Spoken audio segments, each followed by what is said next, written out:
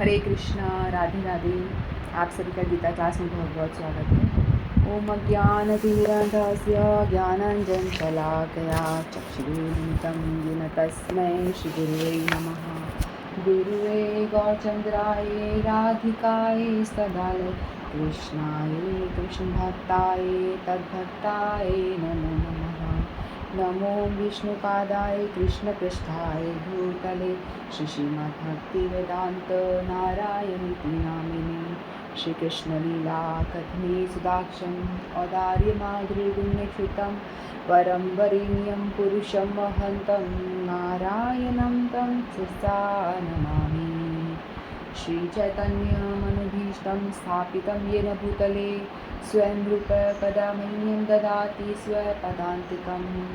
आजानुलघुभुजगं कावदातो सङ्कीर्तनैतपित्रो कमलायताक्षो विशम्भरो द्विजवरो धरं पालो वन्दे जगत्प्रियकरो करुणावतारो। नमो महावदन्याय कृष्णप्रेमप्रदायते कृष्णाय कृष्णचैतन्यनाम्ने गौरद्विषे नमः। हे कृष्ण करुणा सिंधो दीनबन्धो जगत्पते कान्त राधाकान्त नमस्तुते। तत्काञ्चन गौराङ्गी राधे वृन्दावनेश्वरी वृषभानुसुते देवी प्रणमामि हरिप्रिये। वाञ्छाकल्पतरुभ्यश्च कृपासिन्धुभ्येव च पतितानां पावनेभ्यो वैष्णवेभ्यो नमो नमः। हरे कृष्ण कृष्ण कृष्ण हरे हरे, हरे राम राम राम हरे हरे। मैं सर्वप्रथम अपने परम आराध्यतम गुरुपाद पद्म निकलीला प्रवेशो विष्णुपाद अष्टोत्तर शत श्री श्रीमद् भक्ति वेदांत नारायण गोसाई महाराज जी के श्री चरणों में अनंत कोटि दंडवत प्रणाम करती हूँ। तत्पश्चात समस्त रूपानुगुरु परंपरा के चरणों में अनंत कोटि दंडवत प्रणाम करती हूँ। आप सभी को मेरा यथा योग्य दंडवत प्रणाम स्वीकार। हरे कृष्णा। मेरी आवाज़ नहीं आ रही ठीक से?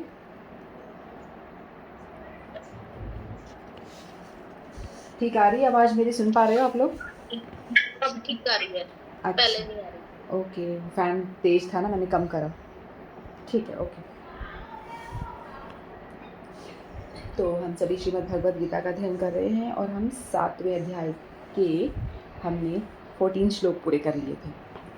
ठीक है, तो इससे अब 15 श्लोक हम लेते हैं। न मां दुष्कृतिनो मूढ़ा प्रपद्यन्ते नराधमा माययापहत ज्ञाना आसुरं भावमाश्रिताः। न मां दुष्कृतो मूढ़ा प्रपद्यन्ते नराधमः माययापहत ज्ञाना आसुरं भावमाश्रिताः।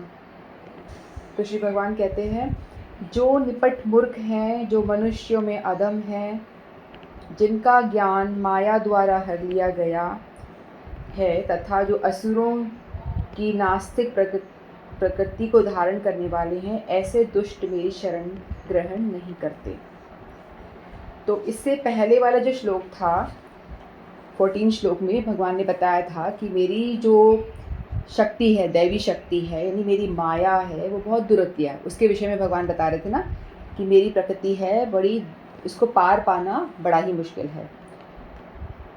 यानी मेरी प्रकृति के 3 गुण वाली जो मेरी प्रकृति है, इससे पार पाना मुश्किल है। लेकिन भगवान ने बताया था इसका सॉल्यूशन ये है कि यदि आप मेरी शरणागत हो जाते हो तो आप बड़ी आसानी से उसको पार कर पाओगे। जैसे कि जो गड्ढे गौवत्स का जो खुर होता है, उसमें जितना पानी आता है, उस गड्ढे में जितना पानी आता है, उस गड्ढे को आप लांघ के बड़े आसानी से जा सकते हो। उसी तरह से आप इस भव सागर को गड्ढा की तरह छोटा हो जाएगा आपका, यदि आप मेरी शरणागत होते हो। तो फिर सोचने वाली बात है कि तो भी लोग बाग, मतलब भगवान ने बताया इतना आसान सा तरीका है कि मेरी शरणागत हो जाओ, कोई दिक्कत ही नहीं होगी, लेकिन तो भी लोग बाग मेरी शरण क्यों नहीं ग्रहण करते, आते क्यों नहीं है? जब भगवान ने इतना आसानी से बता दिया है कि इस मटेरियल नेचर से आप बड़ी इजीली पार कर पाओगे, तो फिर भी लोग बाग क्यों नहीं आते? तो भगवान इस श्लोक में बताते हैं कि 4 तरह के लोग हैं जो मेरी पूजा नहीं करते, यानी मुझे अप्रोच नहीं करते। भगवद गीता में ये कहा गया है कि श्री भगवान के चरण कमल की शरण ग्रहण करने से मनुष्य प्रकृति के कठोर नियमों को लांघ सकता है। यहाँ तक यह प्रश्न उठता है कि तो फिर विद्वान, दार्शनिक, वैज्ञानिक, व्यापारी, शासक और जनता के नेता सर्वशक्तिमान श्री भगवान श्री कृष्ण के चरण कमलों की शरण क्यों नहीं ग्रहण करते? बड़े से बड़े जननेता विभिन्न विधियों से विभिन्न योजनाएं बनाकर अत्यंत धैर्यपूर्वक जन्म जन्मांतर तक प्रकृति के नियमों की मुक्ति की खोज करते रहते हैं। मतलब लोग बाग अपने संसार में लगे रहते हैं, सांसारिक भोगों को एकत्रित करने में लगे रहते हैं और अपने उन्नति कैसे करना उसमें लगे रहते हैं, लेकिन मेरी शरण में नहीं आते। तो भगवान ने बताया सबसे पहले जो लोग हैं वो तो मूढ़ यानी मूर्ख लोग होते हैं, वो मेरी शरण ग्रहण नहीं करते। मूढ़ क्या करते हैं? वे जो कठिन श्रम करने वाले भारवाही पशु की भांति निपट मूर्ख होते हैं। वे अपने श्रम का लाभ स्वयं उठाना चाहते हैं, अतः वे भगवान को उसे अर्पित करना नहीं चाहते। भारवाही पशु का उपयुक्त उदाहरण गधा है।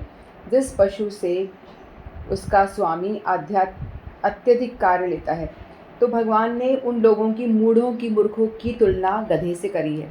हम गधे को देखते हैं ना, गधा कितना काम करता है, कितना सारा उसके ऊपर जो मालिक है उसका उससे कितना काम करवाता है, उससे पूरे दिन इतना सारा सामान उसके पीठ पे ढोता है, फिर उसको लेके जाता है, वो लेके आता है ना, कितनी मेहनत करता है गधा। तो वो जो व्यक्ति मूर्ख लोग हैं वो गधे की तरह काम करते हैं, दिन रात गधे की तरह काम करने में लगे रहते हैं और बस अपने काम में लगे रहेंगे और उनको ये नहीं कि भाई भगवान से कुछ लेना देना नहीं, भगवत प्राप्ति से कोई मतलब नहीं, उनको बस अपना संसार, अपना कमाना धमाना, अपने परिवार का पालन पोषण करना, इस अपनी जिम्मेदारी जो है वो करते रहेंगे। सो कॉल्ड जिम्मेदारी जो हमारी है, अपने परिवार का लालन पालन, अपने बच्चों का, अपना ये उनके लिए जी तोड़ मेहनत करना है, सुबह सुबह निकल जाना है और कमाने के लिए देर रात तक लेट तक आप आओ और पूरे दिन काम करते रहो, ना खाने की सुध ना पीने की सुध। खाना पीना भी आपको मिल रहा है कि नहीं मिल रहा है उसका भी आपको परवाह नहीं, उतना भी वो नहीं सोचते कि हमें खाना तो टाइम पे खा ले, मैं इतना कमा रहा हूँ, इतना मैंने कमाया है, इतनी मेहनत करी तो कम से कम भोग तो लूँ मैं उस चीज़ को, है ना। एक उदाहरण तो गधे वाला हो गया। तो एक गधा जो मालिक के अंडर में काम कर रहा था, दूसरा एक गधा जो देख रहा था उसको, ठीक है। तो उस गधे ने बोला कि भाई तू क्यों इतना काम करता है, अपने मालिक के साथ रहता है, इतना मेहनत क्यों करता है, छोड़ अपने मालिक को, आजा मेरे पास में। तो वो कहता है कि मैं ऐसे कैसे छोड़ दूँ, मेरा मालिक मुझे रात को शाम को मैं जब काम करके जाता हूँ तो मुझे वो क्या देता है, घास देता है, खाने के लिए मुझे भोजन देता है। तो वो कहता है कि देख भोजन देता है, लेकिन वो कहता है कि देखो इतनी घास तो इधर उधर पड़ी है, हरी हरी घास चारों तरफ लगी हुई है, आप आराम से खा लो, आपका पेट तो भर ही जाएगा ना। लेकिन वो गधे को समझ में नहीं आ रही, यदि वो ये काम ना भी करे तो हरी हरी घास तो सब जगह है, आप जाके खा लो कहीं से भी। लेकिन वो सोचता है कि नहीं, वो मेरा मालिक ही मुझे देगा, तो ही मेरा पालन पोषण मेरा मालिक ही कर रहा है, तो इतनी मेहनत करता है, इतना वो करता है, यानी मूर्ख है, वो निपट मूर्ख है, ठीक है।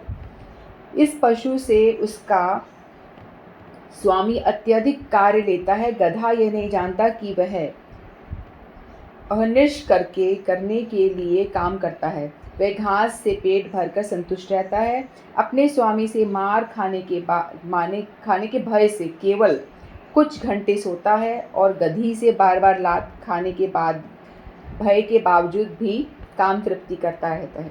कभी कभी गधा कविता करता है और दर्शन पधारता है, किंतु उसके रेंगने से लोगों की अशांति भंग होती है। जब वो चिल्लाता है तो भी लोग बहुत खुश नहीं होते, लोग भी उसे गालियाँ ही देते हैं कि रेंग रहा है।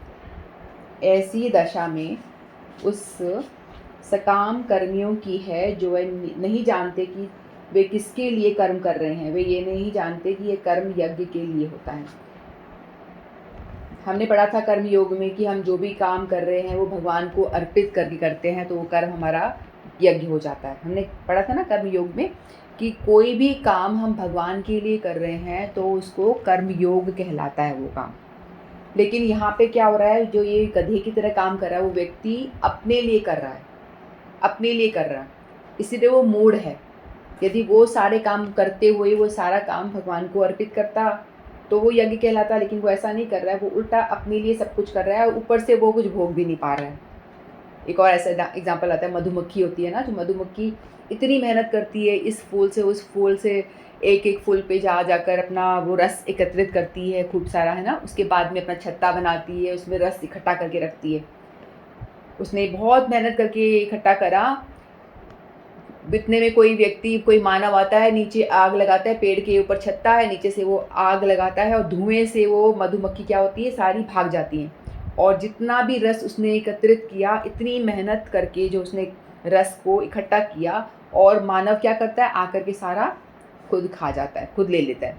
तो मधुमक्खी को तो कुछ मिलता भी नहीं, उसने इतनी मेहनत करी, उसके क्या हाथ लगा, कुछ भी हाथ नहीं लगा। तो वही स्थिति गधे जैसे जो लोग काम करने वाले हैं, वो लोग भी पैसा कमाने में लगे रहते हैं, इतना पैसा कमाएं, ये करें वो करें, जी तोड़ मेहनत करते हैं, और एक दिन पता नहीं किस क्षण मृत्यु आ जाती है और फिर वो सारा पैसा धरा का धरा रह जाता है। फिर भोगता कौन है, उसके नेक्स्ट जो आने वाली जनरेशन है वो भोगती है, यानी वो खुद भोग भी नहीं पाता। कहने का मतलब ये है। तो ऐसे लोग होते हैं, भगवान की पूजा नहीं करते, भगवान के पास नहीं जाते, भगवान को अपने काम को ऑफर नहीं करते। दूसरे तरह के प्रकार के लोग हैं दुष्कृति, नराधम, अर्थात अधम व्यक्ति कहलाता है वो, यानी नरों में अधम। नर का अर्थ है मनुष्य और अधम का अर्थ है सबसे नीच। 84 लाख जीव योनियों में से 4 लाख मानव योनियां हैं, है ना, 4 लाख मानव योनि बताई थी ना मैंने। तो इनमें से अनेक निम्न मानव योनियां हैं, जिसमें से अधिकांश असंस्कृत हैं। कुछ निम्न हैं जो बिल्कुल भी संस्कारी नहीं हैं, पशु तुल्य जो जीवन जीते।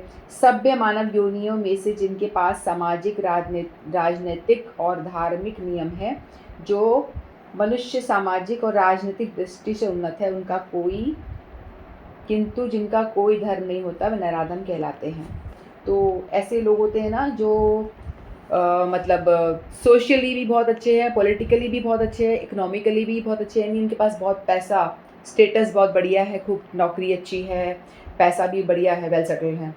दूसरा, और अपनी पॉलिटिकल जो भी न्यूज़ हो रही है, जो भी अपडेट्स हो रहा है, उसका पूरा अपडेट रहता है उनके पास में, कहाँ पर क्या हुआ, कौन सा प्रधानमंत्री कौन कहाँ गया, क्या करा, मतलब जो भी पॉलिटिकल न्यूज़ है उसके बारे में बिल्कुल अपडेट रहते हैं। सोशली भी वो बहुत मिलनसार, लोगों से मिलना जुलना सब कुछ बढ़िया उनका, यानी देखा जाए तो एक सभ्य व्यक्ति है, इस समाज के लिए वो एक सभ्य व्यक्ति जैसा प्रतीत होता है। लेकिन यदि वो भगवान को, उससे कुछ मतलब नहीं है ना। जो मेन उद्देश्य हमारा, ये जो हम भगवत गीता पढ़ते हैं वही जान पाते हैं कि हमारा मनुष्य देह हमने क्यों लिया है। वो उद्देश्य हमारा, हम कुछ भी काम करें लेकिन जो उद्देश्य है उसको लेकर के चलें। उद्देश्य क्या है हमारा, मनुष्य जन्म लेने का उद्देश्य ये है कि हम लोग भगवान से हमारा रिलेशन है, क्योंकि हम भगवान से आए हैं, भगवान ही हमारे परम पिता हैं, भगवान आत्मा है, पूर्णात्मा, और हम उनके अंश हैं। तो हमारा कर्तव्य ये है कि हम भगवान की सेवा करें। मालिक, नौकर का कर्तव्य है ना कि मालिक की सेवा करे, तो भगवान ने हमें उत्पन्न किया है, यानी पुत्र का कर्तव्य है कि बेटे पिता की सेवा करे। उसी तरह से हम सभी जीवों का कर्तव्य बनता है कि हम भगवान की सेवा करें, क्योंकि हम भगवान के अंश हैं, यानी भगवान के पुत्र पुत्री हैं। ठीक है, भगवान ने ही हमको जन्म दिया है इस धरती पे।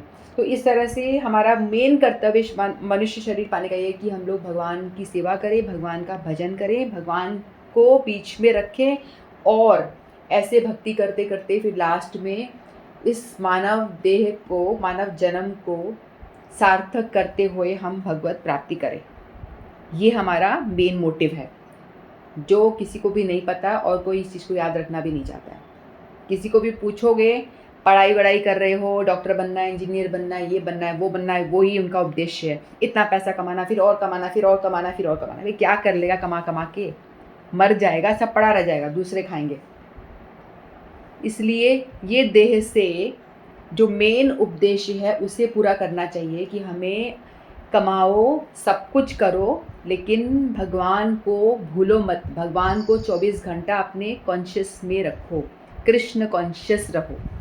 24 घंटा भगवान को अपने मस्तिष्क में बिठा के रखो, ठीक है। इसे कहते हैं कृष्ण कॉन्शियस रहना, यानी पूरे हर एक्टिविटी जो आप कर रहे हो उसके विषय में सोचो कि मैं जो भी काम कर रहा हूँ इसका उद्देश्य क्या है। जहाँ पर ये जो व्यक्ति मैं जो बता रही हूँ उसका अपोजिट करते हैं, ये सिर्फ अपने लिए करते हैं, अपने लिए ही बाकी अपडेट रहेंगे संसार में, सब कुछ करेंगे, लेकिन भगवान को छोड़ के, भगवान के विषय में ना सोचना है ना भगवान के विषय में कुछ करना है। दिखने में तो बड़े ही सभ्य जेंटलमैन हैं वो लोग, लेकिन भगवान बताते हैं कि जो समाज के लिए, संसार के लिए जो जेंटलमैन है, भगवान उनको क्या बताते हैं, नराधम, नरों में अधम, नीच व्यक्ति है वो। क्योंकि नीच इसलिए है क्योंकि एहसान फरामोश है, भगवान ने आपको इतना कुछ दिया और आप भगवान को याद भी नहीं कर रहे हो, तो इसलिए भगवान उसको नराधम कह रहे हैं। आपको मैंने इतना सब दिया, सब कुछ दिया, मेरी कृपा से आपको बढ़िया स्टेटस सब कुछ मिला हुआ है इस दुनिया में, आप रह रहे हो, लेकिन आप मुझे भूल रहे हो, मेरे बारे में आपका कोई स्मरण ही नहीं है। तो इसलिए भगवान कहते हैं कि वो नरों में अधम है, बिल्कुल नीच व्यक्ति है, ठीक है। कोई हमें, जैसे कि किसी ने हमको गिफ्ट दिया, ठीक है, कोई व्यक्ति आता है, हमारा दोस्त है, उसने हमको घड़ी गिफ्ट कर दी, तो हम बड़े प्रसन्न हो जाते हैं, बड़े आभारी होते हैं कि वाह कितना अच्छा गिफ्ट दिया, मुझे घड़ी दी इसने। और हम हमेशा काफ़ी टाइम तक आभार मानते हैं कि भाई उसने मेरे को इतना अच्छा गिफ्ट दिया, इतनी ब्रांडेड वॉच दी, है ना। और नेक्स्ट टाइम हम कोशिश भी करते हैं कि हम भी उसको रिटर्न करें, कुछ दें, क्योंकि उससे हमारा एक अच्छा अटैचमेंट हो जाता है। लेकिन हम उसका तो इतना थैंक यू बोल रहे हैं, बार बार उसको एहसान मान रहे हैं, कितनी अच्छा गिफ्ट दिया, कितना अच्छा, लेकिन जिसने ये हाथ दिया, जिस पे घड़ी बांध रहे हैं, क्या हम उसके लिए कुछ करते हैं? उसके लिए क्या हम थैंकफुल हैं? कभी सोचते हैं कि जिसने हमको हाथ, पैर, आँख, नाक, ये सारी बॉडी दी, उसके लिए तो हम कभी थैंकफुल नहीं होते। एसी चलाते हैं, हमारा मोटा बिल आ जाता है, बिल देना पड़ता है। पानी पीते हैं तो हमको बिल देना पड़ता है, हर चीज़ के लिए बिल देना पड़ता है इस संसार में। लेकिन हम वो भगवान जो हमको फ्री, जो सूर्य की रोशनी हमको प्रदान कर रहा है, ये जलाशय वगैरह, नदियों में पानी हमको फ्री प्रदान कर रहे हैं, हम उनका कुछ एहसान भी नहीं, हम उनको ये भी नहीं कि भाई हम थोड़ा सा थैंकफुल हो जाएं, ये भी भाव नहीं आता है। हम नराधम की तरह रह रहे हैं, तो भगवान क्या बोलेंगे? और नरों में अधम ही तो बोलेंगे, जो भी व्यक्ति इस तरह से जी रहा है, ठीक है। तो उनको भगवान नराधम कह रहे हैं। पहले वाले को तो मूड कह रहे हैं, गधे की तरह काम करे जा रहा है, कुछ मतलब नहीं। और दूसरे को भगवान कह रहे हैं कि भाई सब कुछ है तेरे पास, काम कर रहा है सब कुछ, लेकिन कम से कम मुझे बीच में तो रख, है ना।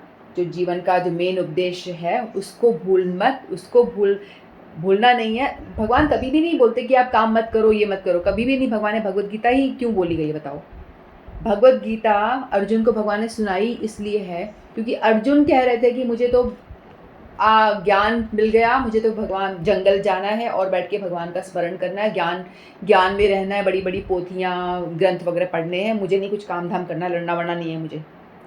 वो अपने कर्म को छोड़ के भाग रहा था अर्जुन, है ना। भगवद गीता स्टार्ट ही यहीं से हो रही है कि वो अपने कर्म को छोड़ के भाग रहा था, लेकिन भगवान कहते कि नहीं, वापस आ, कर्म कर, तेरा कर्म छोड़ के भाग नहीं सकता तू, कर्म करते हुए भजन कर, कर्म को त्यागना नहीं है, कर्म तो करना है। तो भगवान लास्ट में पूरी भगवद गीता भगवान ने इसीलिए सुनाई अर्जुन को कि उसको मोटिवेट कर रहे हैं कि आपको कर्म करना है, छोड़ना नहीं है। फिर लास्ट में वो खड़ा होता है, अर्जुन खड़े होते हैं और फिर बाद में युद्ध करते हैं। भगवद गीता एक्चुअली एक मोटिवेशनल स्पीच है अर्जुन के लिए या हम लोगों के लिए कि हम अपना कर्म करते हुए भगवान को स्मरण में रखें, हमेशा अपने कॉन्शियस में रखें, ये है।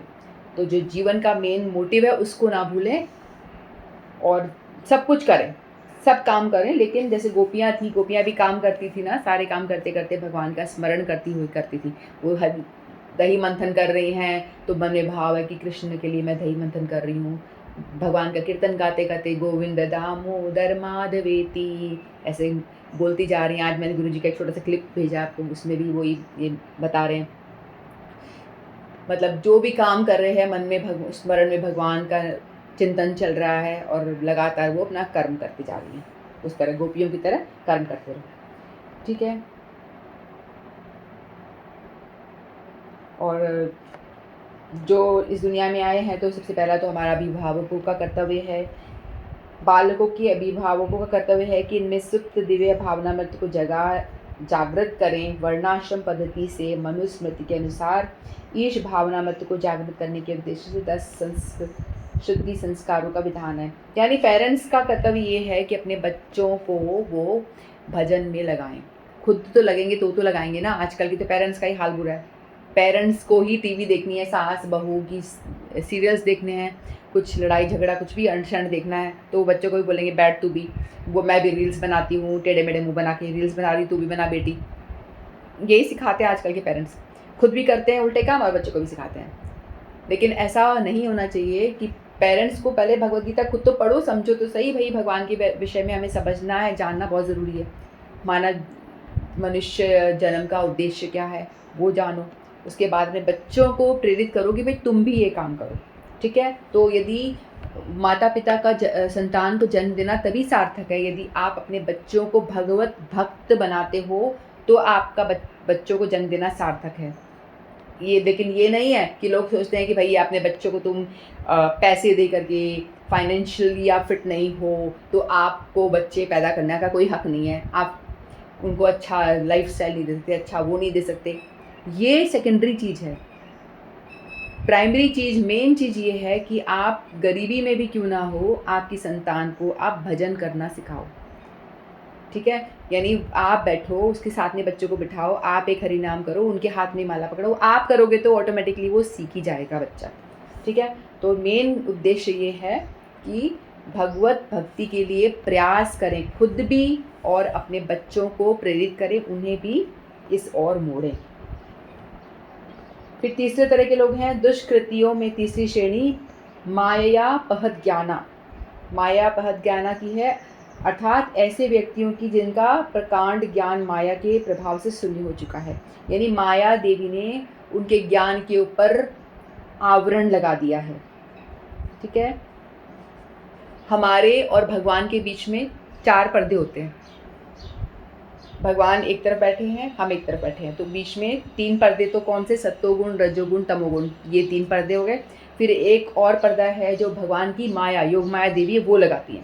तो 3 पर्दे भी यदि आपने क्रॉस कर लिए होते हैं तो फिर चौथा वाला जो है, जो योग माया वाला पर्दा है, उसको क्रॉस करना भी बहुत डिफिकल्ट होता है। तो जो लोग भगवान को पाना ही नहीं चाहते, भगवान के विषय में जानना ही नहीं चाहते, तो भगवान कहते हैं ठीक है मत जान, पर्दा लगा देते हैं, तू जान भी नहीं पाएगा मुझे, इस तरह से। क्योंकि वो लोग भगवत गीता में टीका भी लिखते हैं, लेकिन तो भी उनकी जो वो ऐसा करते हैं, उसकी टिप्पणी जो करते हैं ना, उनकी व्याख्या इस तरह से करते हैं कि भगवान कुछ नहीं है, भगवान निराकार हैं, भगवान ब्रह्म है, ज्योति है, भगवान के हाथ पैर नहीं है, कुछ नहीं, ऐसी ऐसी बातें करते हैं। भगवत गीता में साक्षात लिखा होता है, उसके बावजूद भी वो इस बात को समझते नहीं हैं। गीता में अत्यंत सीधी सरल भाषा में कहा गया है कि श्री कृष्ण ही भगवान है। हम बार बार यही पढ़ रहे हैं। न तो कोई उनके तुल्य है, न ही उनसे बड़ा, न समस्त मनुष्यों के आदि पिता ब्रह्मा के भी पिता बताए गए हैं। ब्रह्मा जी के पिता है ना वो, क्योंकि विष्णु जी के नाभि कमल से ब्रह्मा जी की उत्पत्ति हुई है, तो उनके पिता वास्तव में ब्रह्मा के ही नहीं अपितु समस्त जीव योनियों के पिता हैं। तो भगवान ही पूरी सृष्टि के उद्गम हैं, सभी के उद्गम स्रोत हैं। वे निराकार ब्रह्म तथा परमात्मा के मूल हैं और जीवात्मा में स्थित परमात्मा का अंश हैं। ब्रह्म का भी मूल है, ब्रह्म यानी ज्योति। जो लोग भगवान के अस्तित्व को मानते नहीं है, भगवान को कहते हैं कि सिर्फ ज्योति ज्योति है भगवान, हम भी इस कष्टमय जीवन से मुक्ति पाना चाहते हैं, तो अपने आप को ही ख़त्म करके ज्योति में लीन हो जाएं, यानी भगवान में एक हो जाए, ऐसा कुछ उनका धारणा होती है, ब्रह्म में लीन हो जाना। तो जैसा कि भगवद गीता बताती है कि भगवान के अंदर आप लीन नहीं हो सकते, भगवान अलग हैं और आत्मा अलग है, और आत्मा जो है भगवान के अंदर घुल नहीं जाएगी, आत्मा की आइडेंटिटी अलग रहेगी। वो ब्रह्म में, आप ब्रह्म में जाना चाहते हो तो ब्रह्म में आप चले जाओगे, लेकिन वो आपकी आत्मा यूँ ही भटकती रहेगी वहाँ पे कई सालों भटक कर के बाद में फिर वो दोबारा से धरती पे जन्म लेना पड़ेगा उनको, ठीक है। तो इसीलिए वो समझ नहीं पाते इस चीज़ को कि भगवान के 2 हाथ 2 पैर इस तरह से हैं, वो इस चीज़ को मानते नहीं हैं। वे निराकार ब्रह्म तथा परमात्मा के मूल हैं और जीवात्मा में स्थित परमात्मा उनका अंश है। वे सबके उत्स हैं, सबों की सलाह की जाती है कि उनके चरण कमलों की शरणागत बने। इन सब कथनों के बावजूद वे माया पहत ज्ञाना भगवान का उपहास करते हैं और उन्हें एक सामान्य मनुष्य मानते हैं। वो लोग भगवान को एक सामान्य ऐतिहासिक पुरुष मानते हैं। ज़्यादातर लोगों को बोलते हैं जैसे कि कोई बीरबल हुआ था, अकबर हुआ था, वैसे ही कृष्ण भी हुए थे, उन्होंने भी अपनी जीवन जिया और मर गए, इस तरह से मानते हैं। तो ये बड़े ही दुर्भागी लोग हैं जो भगवान को समझते नहीं हैं। पहले नहीं जानते कि भाग्यशाली मानव जीवन श्री भगवान के दिव्य शाश्वत स्वरूप के अनुरूप ही रचा गया है। अब देखो, जैसे कि कुत्ता है, कुत्ते के बच्चे कैसे होंगे? कुत्ते जैसे। बिल्ली है, बिल्ली के बच्चे बिल्ली जैसे। चूहे के बच्चे चूहे जैसे। वैसे ही होते हैं ना सब। तो उसी तरह से भगवान के बच्चे भगवान जैसे। हमारे 2 हाथ पैर हैं, सब कुछ हैं, तो मेरे पिता भी तो ऐसे ही होंगे ना, जैसे मैं मेरे पिता जैसी हूँ। तो हम सभी लोग जीव हैं, भगवान ने हमें पैदा करा है, यानी हमको जन्म दिया है। कैसे दिया है वो दृष्टिपात करके वो अलग विषय है, लेकिन तो हम भगवान की संतान हैं, तो भगवान जैसे ही होंगे ना। कुत्ते की संतान कुत्ते जैसी, बिल्ली की बिल्ली जैसी, सूअर की सूअर जैसी, गधे की गधे जैसी, घोड़े की घोड़े जैसी, तो भगवान की भगवान जैसी। तो भगवान ने अपने ही रूप जैसे ही हमको बनाया है। ठीक है, तो वो इस चीज़ को समझते नहीं है, मानते नहीं है। निराकार होंगे तो निराकार में से कैसे कोई हो सकता है ना। तो भगवान का एक स्वरूप होगा, तभी तो उस स्वरूप के जरिए भगवान ने हम लोगों को आगे सृष्टि को चलाया है ना। कोई एक मशीन को चलाने के लिए भी कोई व्यक्ति होता है, व्यक्ति का दिमाग काम करता है पीछे। तो इतनी बड़ी सृष्टि, इतना बड़ा ब्रह्मांड चलाने के लिए कोई निराकार ब्रह्म होगा, ज्योति होगी सिर्फ, तो उसके पीछे भी भगवान ब्रह्म जो है वो भी भगवान का शरीर का प्रकाश है।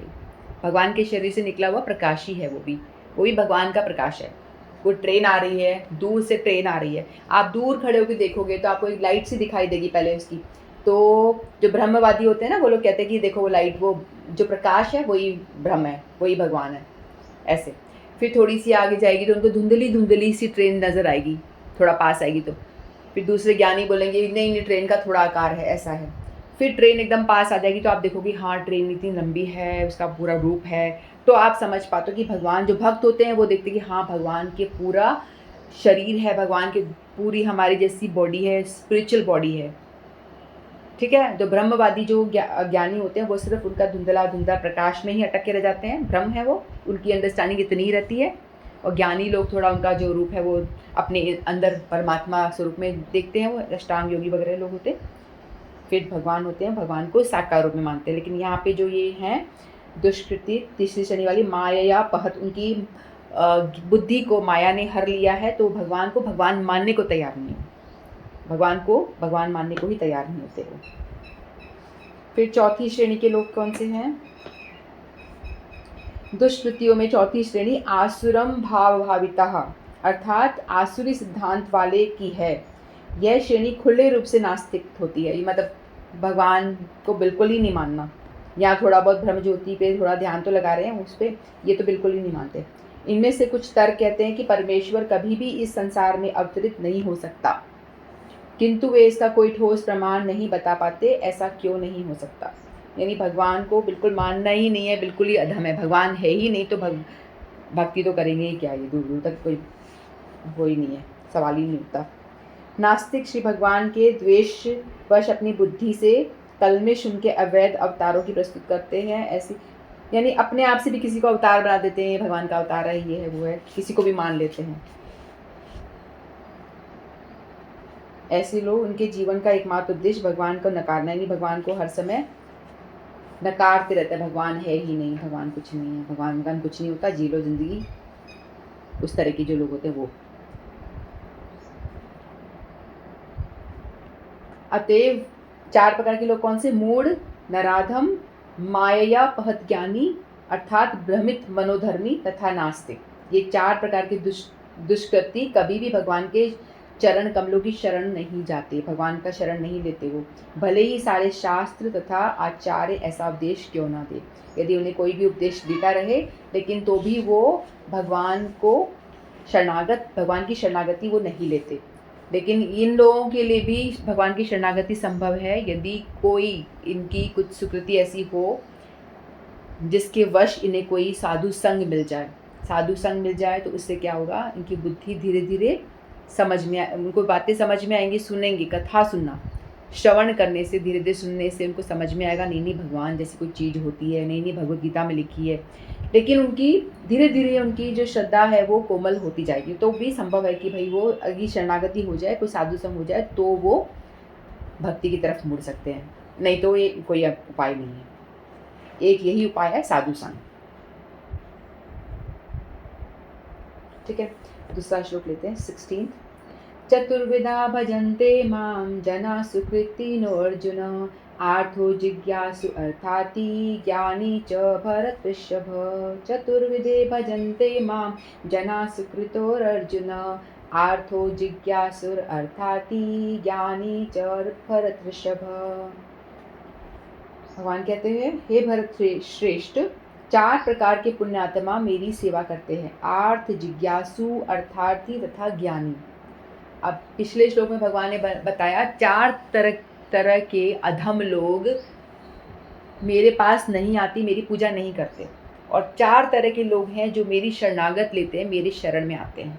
और 4 तरह के लोग वो कौन कौन से हैं? वो दुष्कृति के सर्वथा विपरीत ऐसे लोग जो शास्त्र विधि विधानों का दृढ़ता से पालन करते हैं और वे सुकृतिन कहलाते हैं।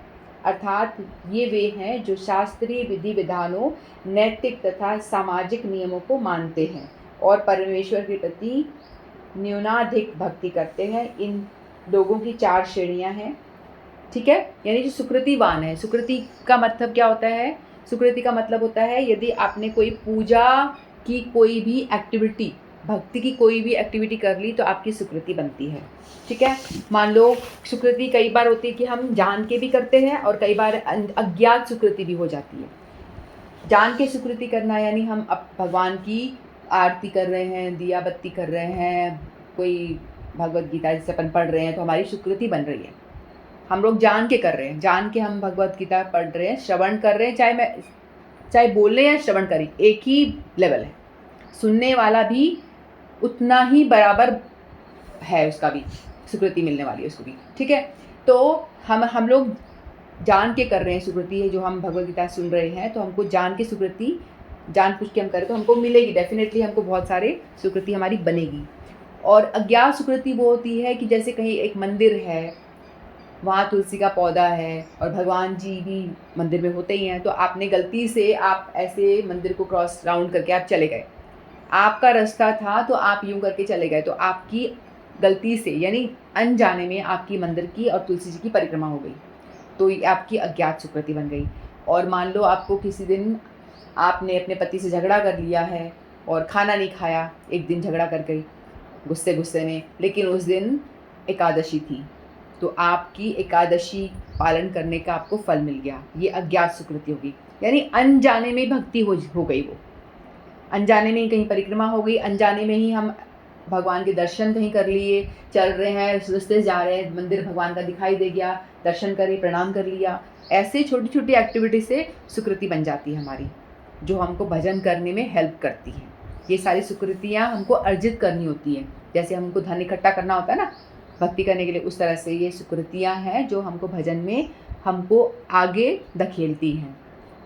ठीक है, तो ये भगवान कह रहे हैं ये 4 सुकृतिवान लोग हैं, इनके पास पूर्व जन्मों की सुकृतियाँ इकट्ठी हैं बहुत सारी। ये भजन कुछ कुछ कर कर आए हैं, कई परिक्रमाएं करी हैं, कई ये तीर्थ स्थान गए हैं, कई गंगा स्नान करी, कुछ कुछ तो करी, सुकृति इकट्ठी करी हुई है इन्होंने, भक्ति युक्त कर्म करे हैं इस तरह के, तो इनके पास सुकृति, इसीलिए मुझे अप्रोच करते हैं ये लोग। ठीक है, तो पहले वाले कौन से हैं? सबसे पहला है आर्थ। आर्थ का मतलब है जो बहुत ही परेशान है, बहुत ही पीड़ित है। कई बार हम बहुत ज़्यादा परेशान होते हैं तो क्या होता है, ये भगवान मैं मरा, बचाओ मुझे, तो हम दुखी होकर के चारों तरफ से परेशान हो जाते हैं कि कहीं से कोई रास्ता नज़र नहीं आ रहा, क्या करूं मैं तो बहुत दुखी हो चुका, तो अब भगवान की शरण में जाता हूं। तो भगवान कहते हैं कि ये मेरी शरण में इसीलिए आते हैं क्योंकि इनके पास सुकृति है पिछले जन्मों की। नहीं तो लोग बाग क्या करते हैं, अगर सुकृति नहीं होगी तो किसी लोग को अप्रोच करेंगे, कोई बड़े इंसान को अप्रोच करेंगे, तू मेरी मदद कर, तू मेरी मदद कर, तू मेरी मदद कर, ऐसे, क्या देवी देवता के पास चले जाएंगे, मेरे पास नहीं आएंगे। मेरे पास आने की बात हो रही है, नहीं भगवान के पास। भगवान स्वयं कह रहे हैं ना कि मैं ही हूँ जो हूँ। भगवान ठोक पीट के बजा के कह रहे हैं ना कि मैं ही हूँ सब चीज़ों का कारण, तो मैं ही हूँ भगवान। सारे देवी देवताओं के ऊपर ही, ब्रह्मा शिव के भी ऊपर भगवान ने बताया पिछले पिछले श्लोकों में। तो जो लोग की सुकृतिवान लोग होते हैं, जिनकी पूर्व पूर्व जन्मों की सुकृतियाँ जिनकी एकत्रित हो चुकी हैं, वो परेशानी में भी मेरे पास आते हैं। नहीं तो लोग मेरे पास नहीं आके देवी देवताओं के पास चले जाएंगे, किसी लोग के पास चले जाएंगे, लेकिन सुकृति है इसलिए वो मेरे पास आ रहे हैं। अर्थार्थी, आर्थ आर्थ यानी बहुत दुखी होकर के, बहुत परेशान। इसका एग्जाम्पल है जो उत्तरा के घर में जब वो पीछे पड़ गया था ना, विश्व कौन था, अश्वत्थामा, ब्रह्मास्त्र भेज देते हैं कि उनके गर्भ में कौन थे, वो परीक्षित महाराज थे। उनको मारने के लिए जब वो ब्रह्मास्त्र छोड़ देते हैं तो उत्तरा जी जो उनकी परीक्षित जी की माता हैं वो बहुत दुखी हो जाती हैं। फिर वो भगवान को अप्रोच करती हैं, हे भगवान, हे कृष्ण बचाओ, और कोई बचाने वाला नहीं। तो भगवान सूक्ष्म रूप से उत्तरा के गर्भ में जा कर के वो उस ब्रह्मास्त्र से उस बालक की रक्षा करते हैं। ठीक है। फिर दूसरे हैं जिज्ञासु। जिज्ञासु वो लोग होते हैं जिनके मन में बहुत जानने की इच्छा होती है कि ये क्या है, भगवद गीता क्या लिखा है, हम लोग कौन हैं, हम कहाँ से आए हैं, है ना। मतलब बहुत सारे क्वेश्चंस इनके अंदर होते हैं। हम मर जाते हैं, फिर जन्म होता है, फिर मरते हैं, बार बार जन्म रहे, बार बार क्यों मर रहे हैं, ये भगवान कौन है, ये कहाँ रहते हैं, कौन सा इनका धाम है, मैं कौन हूँ, मैं क्यों बार बार आ रहा हूँ, मैंने कंठी क्यों पहनी हुई है, इसका क्या मतलब हुआ, तिलक लगा रखा है, इसका क्या मतलब हुआ, लोग पीछे शिकार रखते हैं, इसका क्या मतलब हुआ, लोग सन्यासी क्यों बन जाते हैं। ऐसे ये 50 क्वेश्चन जिनके मन में आते हैं, वो ये जिज्ञासा लेकर के किसी गुरु को अप्रोच करते हैं कि मुझे बताओ ये सब क्यों कर रहे हो, ये सब चीज़ें क्या होता है, ये सब करने से, पूजा करने से क्या होगा। यानी बहुत सारे प्रश्न लेकर, जिज्ञासा जिनके मन में बहुत सारी है, वो अपनी जिज्ञासा की पूर्ति के लिए वो अप्रोच करते हैं और वो भगवान की भक्ति जानने के लिए, कई लोग तो भगवद गीता खोल के बैठ जाते हैं, जानना चाहते हैं कि भगवान के बारे में जानूँ, भगवान कौन है, कैसे हैं, क्या है। ठीक है। तो वो होते जिज्ञासु। एक होते आर्त, जो बहुत ही दुखी होकर के भगवान के पास, ज़्यादातर दुखी में ही जाते हैं हम लोग, है ना। फिर जिज्ञासु जिनके प्रश्न बहुत ज़्यादा हैं, उनका वो सोल्यूशन चाहते हैं। फिर तीसरे हैं अर्थार्थी। अर्थार्थी वो हैं जिनको धर्म की धन की बड़ी डिमांड है, मुझे पैसा मिल जाए, भगवान मुझे इतना सारा पैसा चाहिए, मेरे को ये नौकरी दिला दो, मुझे ये जॉब दिला दो। यानी उनकी बहुत सारी मटेरियल डिज़ायर्स हैं, अपने डिज़ायर को लेके भगवान के पास जाते हैं। लेकिन ये भी बड़ी अच्छी बात है कि जाते भगवान के पास हैं, क्योंकि उनकी पूर्व सुकृतियाँ हैं, इसीलिए ये लोग सिर्फ भगवान के पास जा रहे हैं। भगवान कह रहे हैं सुकृतिवान लोग हैं, पिछले जन्मों से ये अपना धन इकट्ठा, भक्ति का धन इकट्ठा करके लाए हैं, इसलिए मुझे अप्रोच कर रहे हैं, ना कि कोई और देवी देवताओं को अप्रोच कर रहे हैं, ना कि किसी और पुरुष को या कोई शक्तिशाली व्यक्ति को अप्रोच कर रहे हैं। तो ये सुकृतिवान है, भगवान इनसे प्रसन्न हैं, चाहे वो मांगने के लिए क्यों ना आए, लेकिन आ तो मेरे पास रहे हैं। भाई आप बच्चे को कोई चीज़ चाहिए, बच्चे को किसी चीज़ की डिमांड है, तो अपने माता पिता के को ही तो बोलेगा, वो मुझे ये दे दो, मुझे पड़ोसी को थोड़ी बोलेगा, है ना। पड़ोस में आंटी को थोड़ी बोलने जाएगा, अपनी माँ को बोलेगा, अपने पिता को बोलेगा, पड़ोस में और किसी को नहीं बोलेगा। तो ठीक बात है। इसी तरह से हमारे माता पिता भी भगवान है और हमारे डिज़ायर हैं, हमें कुछ चाहिए तो क्यों हम किसी और से मांगे, भगवान से मांगेंगे ना, किसी और से ना मांगे। क्योंकि यदि आपकी अनन्य भक्ति है, आप भगवान को मानते हो, तो आप भगवान से ही मांगो, अच्छी बात है, गलत बात नहीं है ये। ठीक है। तो इसका उदाहरण कौन सा आता है, ध्रुव महाराज जो है ना, ध्रुव महाराज को क्या डिमांड थी, उनकी इच्छा थी ना कि मैं भी पैसा, मुझे मेरा भी राज्य अलग हो जाए, मैं भगवान की गोदी में बैठना चाह रहे थे। कि ध्रुव महाराज थे ना जो गोद में बैठना चाह रहे थे, फिर वो भजन करने जाते हैं और उनको खूब बड़ा राज्य भी चाहिए था अपना खुद का, मैं मेरी माँ को रानी की तरह बना के रखूँ, ऐसा था ना। फिर वो भजन करते करते, लेकिन उस उपदेश की पूर्ति करते करते क्या होता है, उनका लास्ट में उनका मन जो होता है पवित्र, चित्त पवित्र हो जाता है। फिर लास्ट में जब भगवान प्रकट हो गए, भगवान ने बोलो हाँ बेटा बता तुझे क्या इच्छा है, क्या चाहिए, देखो ये राज्य चाहिए। बोलता है कि मेरी आपके दर्शन करके मेरी सारी इच्छाएं खत्म होगी, अब मेरा मन ही नहीं है कि मुझे कोई राज्य चाहिए, मुझे कुछ और चाहिए। मैं आपकी गोद में बैठ गया तो मुझे लग रहा है मुझे सब कुछ मिल गया, मुझे और कुछ चाहिए ही नहीं। क्योंकि जो आपके डिज़ायर्स होती हैं, भगवान की भक्ति करोगे तो भगवान आपको देंगे वो सारी चीज़ें, लेकिन भगवान साथ साथ में आपके हृदय को इतना पवित्र कर देते हैं कि लास्ट में आपको लगता है कि भाई ये सब मैंने क्या मांग लिया, क्या करूँ इसका मैं। मुझे तो भगवान स्वयं चाहिए। तो जैसे ध्रुव महाराज ने भी लास्ट में ये बोला, मुझे नहीं चाहिए ये सब चीज़ें, मुझे आप मिल गए, मुझे और कुछ नहीं चाहिए। तो भगवान ने कहा नहीं नहीं, तूने इसके लिए प्रयास किया था, मैं तुझे ये तो दूंगा और तुझा राज्य भी कर। तो फिर वो जाते हैं और राज्य करते हैं। तो आर्थ, जिज्ञासु, अर्थार्थी और ज्ञानी। और ज्ञानी जिनके पास ज्ञान है, जो भगवान के विषय में जानते हैं कि भगवान कौन है, मैं कौन हूँ, मैं भगवान का अंश हूँ, ये सारी ज्ञान उनको है। तो वो तो जानता है, इसलिए भगवान की ओर मुड़ा हुआ है, ऑलरेडी मुड़ा हुआ है। ठीक है, तो ये 4 प्रकार के लोग हैं। दुष्कृति वे सर्वदा विपरीत ऐसे लोग हैं जो शास्त्रीय विधि विधानों का दृढ़ता से पालन करते हैं और वे दुष्कृति वाले जो उल्टा है, जो भगवान के पास नहीं जाते ना, वो दुष्कृति हैं, जो विपरीत काम करते हैं, जो भगवान को अप्रोच नहीं करते। और सुकृति जिनके पास में है, वो भगवान को अप्रोच करते हैं। अर्थात वे लोग हैं जो शास्त्र विधि विधानों, नैतिक तथा सामाजिक नियमों को मानते हैं और परमेश्वर के प्रति न्यूनाधिक भक्ति करते हैं और भक्ति भी करने का प्रयास करते हैं। इन लोगों की 4 श्रेणियां हैं जो पीड़ित हैं यानी आर्थी, और उन्हें धन की आवश्यकता है। अर्थार्थी जिनको धन की आवश्यकता है, वे जिन्हें जिज्ञासा है, जिज्ञासु, और जिन्हें परम सत्य का ज्ञान है यानी ज्ञानी। ठीक है, ज्ञानी जो है, ये 4 तरह के लोग हैं। ये सारे लोग विभिन्न परिस्थितियों में परमेश्वर की भक्ति करते रहते हैं। वे शुद्ध भक्त नहीं हैं, किंतु क्योंकि वे भक्ति के बदले कुछ महत्वाकांक्षाओं की पूर्ति करना चाहते हैं। शुद्ध भक्ति निष्काम होती है और उनमें किसी लाभ की आकांक्षा नहीं रहती। तो यहाँ पे भगवान बता रहे हैं कि वो लोग जो है मेरी भक्ति कर रहे हैं, लेकिन वो निष्कामी तो नहीं है, उनकी सकाम भक्ति कर रहे हैं, क्योंकि उनकी कुछ कामनाएं हैं, है ना। आर्थ को मेरा दुख दूर कर दो भगवान, इसलिए भक्ति कर रहा है। जिज्ञासु, मुझे ये जानना है, कुछ चाहिए, जानकारी चाहिए। और अर्थार्थी, पैसा चाहिए मुझे धन दौलत दो, इसलिए कर रहा है। यानी अपने कामनाओं को लेकर के आते, कामनाओं की पूर्ति करने के लिए 3 जने जो हैं वो आप भगवान को अप्रोच करते हैं। ठीक है, ये सारे लोग विभिन्न परिस्थितियों में परमेश्वर की भक्ति करते रहते हैं। वे शुद्ध भक्त नहीं हैं, क्योंकि वे भक्ति के बदले कुछ महत्वाकांक्षा की पूर्ति करना चाहते हैं। शुद्ध भक्ति निष्काम होती है। शुद्ध भक्ति वो होती है कि भगवान से कोई कामना नहीं है, बस भगवान मुझे आपको प्रसन्न करना है, इसलिए मैं आप कर रहा हूँ, जो कुछ कर रहा हूँ आपको प्रसन्न करने के लिए कर रहा हूँ, और मेरी कामना यही है कि आप खुश रहो, बस आप खुश रहो, आपसे मेरा रिलेशन जो है बहुत ही दोस्ती अच्छी रहे। ये है भगवान को बस खुश करने की जो डिज़ायर है, वो है निष्काम भक्ति। कुछ डिमांड नहीं, कुछ चाहिए नहीं। मनुष्य को चाहिए कि परमेश्वर कृष्ण की दिव्य प्रेमा भक्ति किसी सकाम कर्म अथवा मनोधर्म द्वारा भौतिक लाभ की इच्छा से रहित होकर करे।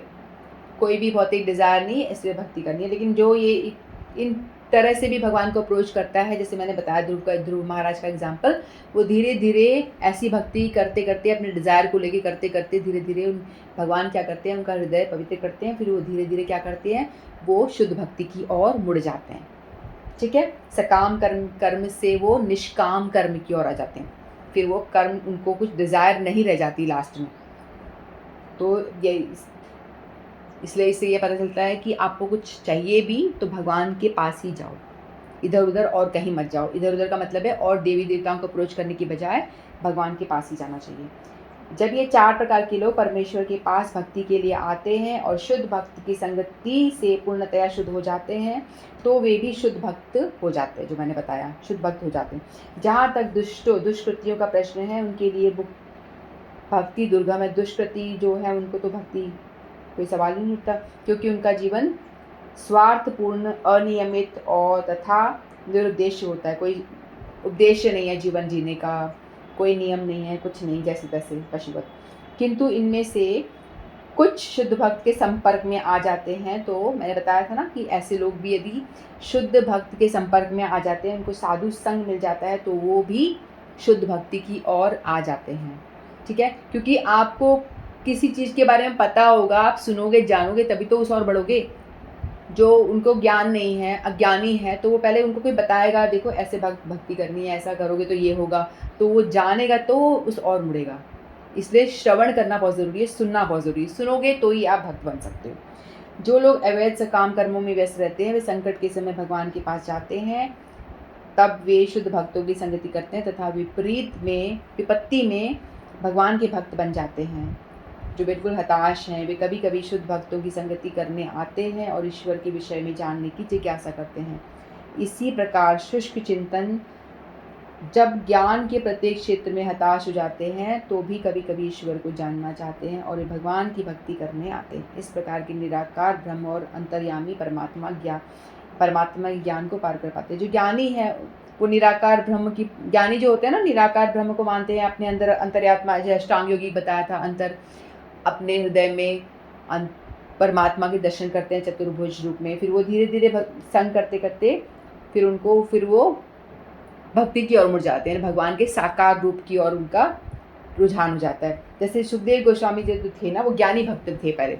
सुखदेव गोस्वामी वो भगवान को ऐसे साकार रूप को नहीं मानते थे, ब्रह्म की पूजा करते थे, इस तरह के थे, वो ज्ञानी भक्त थे। लेकिन जब वो जन्म लेते हैं तो वो भागते हैं एकदम से, कहते कि मैं तो जंगल जा रहा हूँ। तो उनके पिताजी व्यास देव जी उनके पिता होते हैं, तो वो 16 वर्ष तक माता के गर्भ में रहते हैं, फिर वो निकलते ही नहीं बाहर। तो उनके पिता कहते हैं कि बेटा बाहर निकल, तेरी माता को कष्ट हो रहा है। तो वो कहते हैं कि नहीं मैं नहीं निकलूँगा, जैसे ही मैं बाहर निकला माया मुझे पकड़ लेगी, मैं माया के संग में नहीं आना चाहता। तो पिता कहते हैं नहीं पकड़ेगी तुझे। तो ठीक है, वो बाहर आते हैं, लेकिन जैसे ही वो बाहर आते हैं वो भागते जंगल की ओर भागते हैं। फिर जो पिताजी चिल्लाते, जो पिता व्यास देव वो भगवान का ये अंश अवतार है ना, भगवान कृष्ण के ये अंश अवतार है वो। तो फिर वो कहते हैं कि शक्तावेश अवतार है, नहीं भगवान की शक्ति उनके अंदर है। तो फिर वो कहते हैं कि अरे रुक कहाँ जा रहा है। इसलिए नहीं कि वो पुत्र मोह में पागल हो रहे थे, इसलिए कि भाई तुझे जन्म इसलिए दिया गया है कि तू भागवत का प्रचार करे आगे, और तू भाग रहा है। तो उनको भगवान बहुत रोकते नहीं, फिर वो एक श्लोक सुनाते हैं, वरहा पीड़म नटवर वपु। तो यानी भगवान के सौंदर्य के विषय में बताते हैं कि भगवान इतने सुंदर हैं, उन्होंने नटवर वेश है, उन्होंने ऊपर मोर पंख लगा रखा है, उन्होंने पीताम्बर धारण किया हुआ। जैसे ही वो सुनते हैं भगवान के रूप के बारे में वो मुड़ जाते हैं। इस तरह से जब भगवान के रूप का वो वर्णन सुनते हैं तो वो वापस मुड़ के आते हैं। फिर वो क्या करते हैं, फिर वो अपने पिता के पास वापस आते हैं, बोलते हैं मुझे बताओ और बताओ। फिर बाद में भगवान अपने पिता से वो भागवतम के विषय में और जानकारी लेते हैं, फिर वो शुद्ध भक्ति की ओर मुड़ जाते हैं। यानी ज्ञानी, भगवान कह रहे हैं कि मुझे ज्ञानी लोग बहुत पसंद है, क्योंकि वो मेरी कोई निष्काम भक्ति करते हैं, यानी मेरी कोई डिज़ायर नहीं है उनके पास में, और वो मतलब मुझे ही चाहते हैं, तो इसलिए वो मुझे बड़े प्रिय हैं। ज्ञानी सबसे ज़्यादा प्रिय है मुझे इन चारों में से। लेकिन दुख में हम ज़्यादा भगवान को ज़्यादा भाव से पुकार पाते हैं। जो दुखी व्यक्ति होता है वो भगवान को बड़े भाव से पुकारता है ना, क्योंकि भगवान और कोई नहीं है बचाने वाला, तू ही बचा ले मुझे, कहीं और से उम्मीद नहीं रहती उसको। तो इसलिए भगवान कहते हैं कि इन चारों में से भी जो ज्ञानी है वो सबसे प्रिय है, क्योंकि वो मुझे ही चाहते हैं, कोई उनकी कामना नहीं है इस तरह से। ठीक है, तो ये 4 तरह के लोग हैं जो भगवान को अप्रोच करते हैं, और 4 तरह के लोग जो भगवान को अप्रोच नहीं करते हैं। ठीक है, तो हमारे आज ये 2 श्लोक पूरे हुए, 15 और 16। इतना ही कहकर मैं वाणी को विराम देती हूँ। वांछा कल्पतरुभ्यश्च कृपा सिंधुभ्यो च पतितानां पावनेभ्यो वैष्णवेभ्यो नमो नमः। श्रीमद्भगवद्गीता की जय। आप सभी की जय। हरे कृष्णा।